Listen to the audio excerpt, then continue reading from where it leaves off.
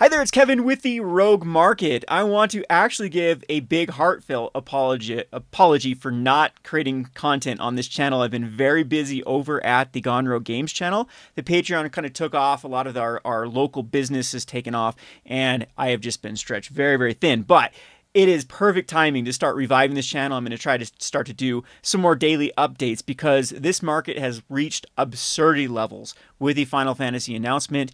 And I think there is a lot of discussion to be had surrounding the market of Magic the Gathering. So, what you have in front of you is a Final Fantasy card being pre-sold. Not just this one, but many of them that were spoiled the other day that are being pre-sold for absolutely absurd amounts. And people have just lost their minds.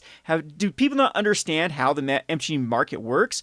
And I am just baffled at these pre-order prices. So thankfully we do have something to anchor this on. It's called Lord of the Rings. We went through Lord of the Rings, and it was similar to this with pre-order prices, but not to these absurdity levels. This set does not come out until June, people, and there are people already pre-ordering rares out of a standard set for $90. Not only that, but junk rares. This jumbo Kakatar isn't even that great of a card. Yes, it one-shots people, but we have plenty of cards in the history of Magic that are vanilla-y, that don't really have ETB triggers, that if they can miraculously get through a board state, can kill people off. This is nothing special. It's just kind of a cute little card that they put, plus 99. I mean, there's some cute things you can do with these, like making tokens and things. But anyway, it's... This isn't a good card, is what I'm trying to point out. It's very vanilla in the scope of Magic the Gathering. It, in my opinion, has zero chance of seeing any sort of relevant play in like a standard environment, let alone like a commander environment. And yet we have pre-order prices. Look at these absurd prices.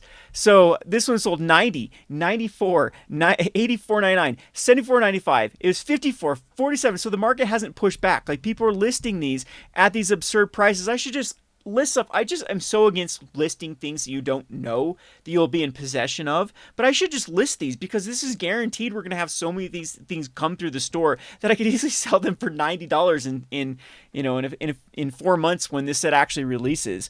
So what my point is trying to say here is just, if people lost their minds, if we can look over at Lord of the Rings, that we have kind of the some of the anchor prices on. We have 2 cards over $20. We have Orcish Bowmasters, which absolutely took over a format that sees play in every CEDH deck and sees play in almost every modern deck, has seen Legacy play. And we have the One Ring, which has had to be banned in so many formats, is now going to be restricted in the Commander format to certain brackets, and arguably one of the best cards ever printed. And hugely iconic too. It's the One Ring. It had the Post Malone purchasing the 1 of 1. There's a lot of that whole hype around that, and it is only $75. And then we go down to things like the Mithril Coat and some of these other mythics out of Lord of the Rings, like the Last March of Ents, and they're $16 and $15. That's all that these card prices can actually handle. And I mean, when Final Fantasy pricing is going to come out of how much this set is worth, this is going to be absurd. But you can also see how much Lord of the Rings has fallen. And that's what I'm trying to really draw home here, is that this is not going to be a limited set. If anyone is telling you that this is going to be a limited set or hard to come by, they are lying to you. Play boosters are going to be available. Bundles are going to be available. This is going to be so similar to Lord of the Rings, where they're going to print this sucker into the ground. They're just going to print, and more print for Final Fantasy to meet the demand. There's no way that Wizard of the Coast is going to pass up on this just the money train here of the Final Fantasy. So pre-selling cards, buying a rare out of a play booster that can come out of a play booster, will come out of all the pre-release packs, it will come out of all the bundles, that has any serialization, doesn't have any special treatment, is absolutely absurdity. Let's go ahead and check out some of these other Final Fantasy prices. I mean, that's the Cactus. Let's look at, so the borderless one too, there's going to be nothing rare about this borderless one. We have Sephiroth. Okay, all right, now here we go. We have reached full insanity here. So is any of these actually sold? Oh, wow. I feel very, very sorry for these 2 souls that actually pre-ordered this Sephiroth that has been spoiled, will be in these starter decks. Starter decks from Lord of the Rings, from Assassin's Creed, from Bloomburrow, I can still get from distributors. Every time they go out of stock, Wizards reprints them. Starter kits are something they want to be evergreen. They want to have available until the IP runs out. As I stated, they just barely did a reprinting of the Assassin's Creed starter decks. I can get them from distributors right now. So Sephiroth, people paying $50 out of a thing that costs stores $12 per starter, even less than that if you get better deals, if you buy in massive quantities, which some of these stores do. Wow, wow, wow, wow. My whole little PSA is here is please, please cool your jets, people. This is not going to be a set that is underprinted. This is going to be typical Wizards of the Coast. I don't think we're gonna see something similar to Pokemon, where Wizards of the Coast can't keep up with demand like Pokemon does right now, or can't do right now with the Surging Sparks and Prismatic Evolutions, which I am anticipating is going to cool off pretty soon in these subsequent sets. It's going to take one bad Pokemon sets for everything else to come back to earth. And same thing with Final Fantasy. Yes, I haven't seen so much demand for a set. Even Lord of the Rings, I think this is topped just the absolute FOMO that's going on. But this is absurdity right now. Sephiroth out of a starter kit, out of a $12 starter kit, selling for $50. And what is the Cloud selling for out of this starter kit? So, maybe I shouldn't be making this PSA, and maybe I should just be posting all of these cards and watching them sell into this absolutely insane market. So anyway, thought I'd just get this out there. Quick little video. I am going to try to revive this channel. I want to apologize. It's good news though. We've kind of taken off on our other channel. The Patreon's taking off. The store's taken off, and I've just been absolutely overwhelmed with orders and talking to customers and whatnot. So this is my passion though. Out of all the channels that I've ever created, I think this is the one I have the most fun doing. And there are some really cool topics right now I do want to talk about. There's been some great buys from Bloomburrow, reprints of the Commander decks, the Ixalan reprints of the Commander decks, and actually some distributor sales that I haven't seen in a long time. I was going to do a breakdown of some of the products that are available at distribution level for super dirt cheap, things like Crimson Vow draft boosters and New Capenna draft boosters. But that's gonna have to wait for another day. Literally, I've been answering questions to people just about Final Fantasy all day long. I haven't had a breather with answering messages about product availability and is this going to be to give my opinion, because again, there's a lot of misinformation out there. Collector boosters, I do believe, are going to be the product. They're going to be rough. And I don't think this is going to have anything due to underprinting. So I know that the Alpha Mess did a video saying that stores will only get like 6 to 12. I'm going to call BS on that. It's not going to be like that. You're going to be allocated based upon your WPN numbers. And if I can give you any sort of like Innistrad Crimson Vow, or Innistrad Remastered, I'm what they call kind of a small mid-tier store. I was allocated like 60 of those collector booster boxes around there and I'm expecting this one being a standard set to be higher. So those numbers I'm going to call BS on, and maybe you can in 6 months tell me, oh, Kevin, look, they did only allocate you this. That would be distributors being incredibly greedy with them. Typically, the Wizards does curtail that. They with the WP network, where I like it so much better than something like Pokemon, is you're not completely hostage to distributors. It's numbers that Wizards gives to distributors that they have to allocate a certain amount, and those are based upon tournaments. Those are based upon how many people attended pre-releases. And so a mid-sized store like me that gets like, small numbers, I mean, we aren't great numbers for those tournament results, but we do run the Commanders and the FNMs and the pre-releases and all that to build up our numbers, as a store should. But we're still like a small mid-sized store, and we're getting this amount.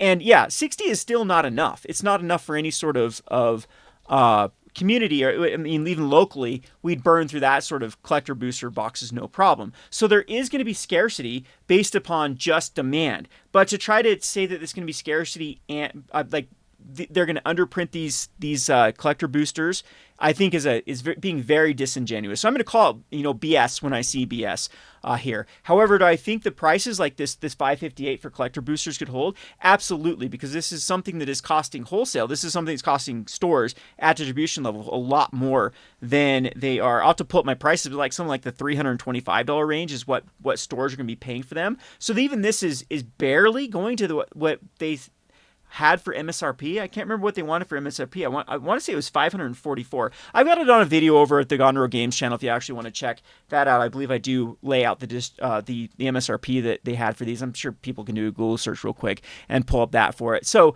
the whole thing is with collector boosters going to about where MSRP is at, is still not Pokemon levels. And even the market hasn't gone to that absurdity with the collector boosters. Like, I actually think that these could easily hit $600 and stay at $600 for a long long time. But if we have any reference point with Lord of the Rings actually did get to a point even with collector boosters where they came down to about $40 to $50 above distribution prices. If I remember correctly, they were still in the 300s, but even though at that point that's not the greatest profit margins for stores. And so if it's anything like Lord of the Rings, we will see a very similar behaviors from Wizards of the Coast, that they are going to actually print these at higher supply for these Universes Beyond sets than they are even for their own Magic sets like Innistrad Remastered, for example. I think Innistrad Remastered was actually underprinted because of the horrible debacle with Ravnica Remastered and Dominaria Remastered happened to be Amazon dumped because they overprinted those and the demand just wasn't there for those particular sets. However, them having the sales data from Lord of the Rings, which meant they can see how many collector boosters they sold, I wouldn't be surprised if they actually print even more, because as they can see now, the market actually could have absorbed a lot more Lord of the Rings collectors, no problem. And now if we switch the topic over to play boosters and over to things like the starter decks specifically. Now, bundles are in a different situation because bundles now are these one and dones that Wizards of the Coast are limiting the supply of bundles and gift bundles and pre-release kits. They aren't getting multiple waves like we saw in the past. Those are, but play boosters, let me give you some reference. I can still get Lord of the Rings play boosters, or I guess it was set and draft at that point. They have done so many reprints and restocks of Lord of the Rings that even though it might be, I'd love to see the sales data, that I wouldn't be surprised if Lord of the Rings draft and set are the most sold draft and sets of all time.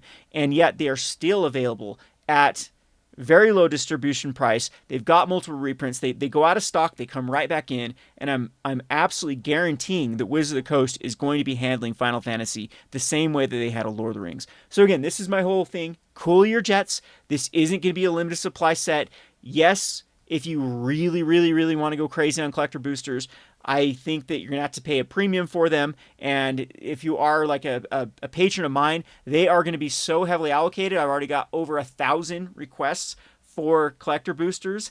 And sometimes I have to like delete like the absurd requests, like 50 collector boosters from, one patron. To give you a bit of transparency for Innistrad Remastered, we had to allocate like 3 per high tier patron and then 2 mid tier and 1 per low tier. So everyone that's trying to get some sort of fantasy out of this Final Fantasy, they're going to be able to get like cases upon cases of collector boosters. Yeah, that is something that is not going to be feasible. But cases of play boosters, I am sure that I'm going to be able to do that all day long. So again, that's going to be the whole kind of catch-22 of this set, is that yes, Wizards of the Coast has made this superior product with these stupid serialized cards where they themselves have kind of planted the stake and said, okay, collector boosters is where all the money is, collector boosters is where all the desire is, and why even create these other products at that point? But what I'm trying to say here is there will still be availability of these lower tier products for months, years to come with the... And again, this is going to be a standard-based set, so the pre-release packs are going to be very, very printed too. They're going to print these based upon normal pre-release, higher pre-release numbers for the pre-release packs. So yeah, supply is not going to be in short supply. So people paying $90 for Jumbo Cactuar, please stop yourself. I mean, if you really just want to throw away money, throw some my way, because paying $50 for a Sephiroth that you can get for $12 for entire 2 decks, yeah, that's just stupidity at this point. Anyway, I hope you enjoyed this video. I'll try to get back to doing more videos on this channel and try to spice it up with stuff. Let me know what in the comment section what type of videos you like. If you like the daily delves, you like more the what I call the deep dives, where I go into products and kind of analyze if I think they're good deals at distribution price. And we'll try to revive this channel. Again, I know I sound like a broken record. At least at this time, it's not for any unforeseen circumstance or something why this channel has kind of died. Is really because we've been so productive and busy over at the other Gonro game channel and here at the store. So good thing and a bad thing. So hope you enjoyed this video. Kevin with Rogue Market. That's the channel we're on. Thanks for watching.